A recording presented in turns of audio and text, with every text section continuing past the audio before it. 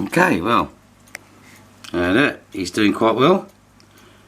He's actually built a bubble nest. I don't know if you can see that in there. A nice little bubble nest. I still like the idea of getting a female, but it seems to be people don't like it. I've opened it up a little bit, trimmed this back a little bit, thinking of taking the coconuts out and doing something different with that and putting the coconuts into the Tetra. I will be removing one of the, I've trimmed back one of the saws, but we'll show you that in a minute. The Bettas are doing really well in here.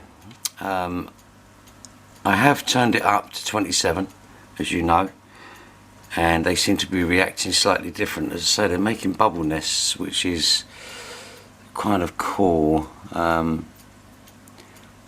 They did eat, unfortunately, the two Amano. I thought they were quite large, but they ate them anyway. Still got snails in there, so I bought some assassin snails. I'm going to put them in there, try and do it the natural way. When I cleaned the gravel out as well, it was kind of like a weird phosphorus almost that was on top, which is, I've never seen that before, so I'm going to have a look at that. Especially in this one. It wasn't so bad in the other side, but in this one, which is strange because the water conditions of these are perfect for Siamese, not so good for whatever that is, which I'm assuming is a guppy. I try to catch it, this thing zips around really quickly. I like the idea of these because they kind of sleep on them, so that's quite cool.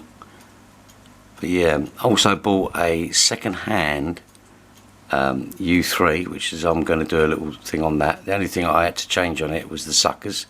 I keep those in stock anyway, so that was quite good. But yeah, they're doing alright. Not sure I should breed these. I think it's a very specialised thing. And in this spare room, I'm looking at shelving as well. I want to kind of, I don't know whether to do a fixed to the wall shelf, okay, or freestanding and do it that way. Freestanding seems to be the way forward, to be fair. Having an engineering background, I can tell you that 3 of these tanks are going to be about 200 kilos, so it's going to be quite, look at that, look, he's just a beautiful looking fish. And there's no flow in the tank. There's water breakage, but there's no flow in the tank. Okay, here's the Tetra. Got some BBA, as you can see, which I will be dealing with that. I need to sort out the shrimp first. This is all going, all of this is going. This is actually quite good. I'm going to make it slightly different. The electric blue rams are doing perfect in here, which is strange. I didn't expect them to go with this. And there's lots of cories in there. They seem to swim about. There are, in fact, if I remember rightly, 2 different breeds. That's basically dead, look at it. See, you buy stuff online, you might as well buy the seeds to grow it from scratch. So yeah, the BBA, not sure how that's got into the tank, okay, because BBA is transmitted into a tank, it doesn't grow naturally, okay. You can get rid of it with Flourish Excel, okay, Seachem Flourish Excel, and a turkey baster. And what you do is you lower the water level to about here, okay, and then you just shot blast it, okay, and that'll turn red and it will die off. Don't go mad, because it will kill shrimp if you don't. See, all this is dying. It's being eaten by something, and it's not the blackbeard that's causing it.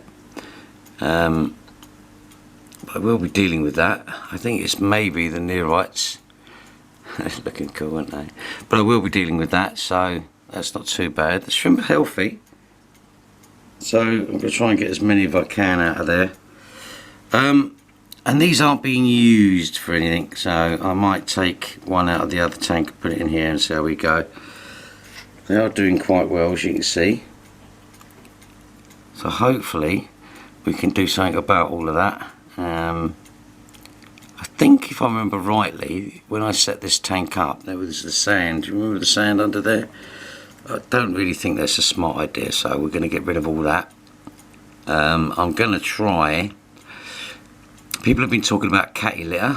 I've sourced one from a local shop which has nothing, it's just baked clay. So would that be any good for doing this? I'm not so sure, but it's worth a look. And as you can see, some of these endlers that are in here, these are second generation endlers. That one there is a hybrid as well, so I will be taking them out of there and hopefully doing something with that. Alright guys, well look, you be safe, and hopefully we will have some better updates. Oh, here we go, look there, see what I mean? We will have some better updates on what's going on, and I will be showing you this flue valve that I've ordered. Is it worth it? A new one, it was £42. I paid £18, even for an impeller kit, a new media and all that. It still saves you £10. Although, to be fair, I always buy new. And this tank, I don't know with it. I think it might be. Look at the state of that filter. Even though it's a better filter, it's really taking its toll. So we're going to have a look at that. See what we come up with. Guys, you take care, be safe, and speak soon.